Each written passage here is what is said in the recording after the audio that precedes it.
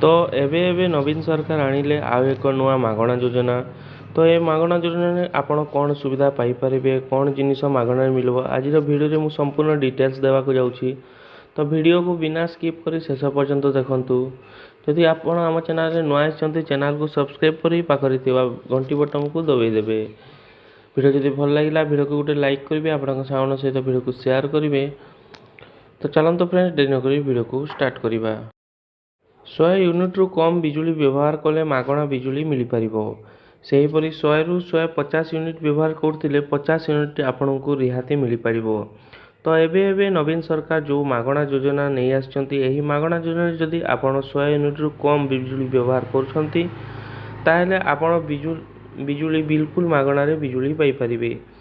सेहीपरि जदि आपनक बिजुली बिल एक मासरे 100 रु 150 यूनिट व्यवहार करथिले आपनकु रिहाती मिलिबो। ग्रामांचल में बसवास करुवा पाखापाखि समस्त परिवार यही योजना रे उपकृत हेबे। सहरांचल में मध्यमित और निम्न मध्यमित परिवार लाभवान हेबे बोली सरकार पक्षरु कहुछि। ओडिशा रे 90% परिवार 100 रु कम यूनिट बिजुली व्यवहार करछंती एवं अन्य 10% 100 रु 150 यूनिट बिजुली व्यवहार करछंती बोली कहुछि। शक्ति सुरक्षा सहित गरीब लोकों को आश्वस्ति मिलिबो बोली सरकार पक्षरु सूचना मिली।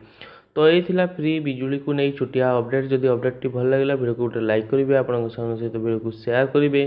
चैनल रे प्रथम थर आइले चैनल को सब्सक्राइब करी पाखरे बेल आइकन को दबाई देबे। तो रहउछि पुणी आ गोटे वीडियो सहित देखा। धन्यवाद।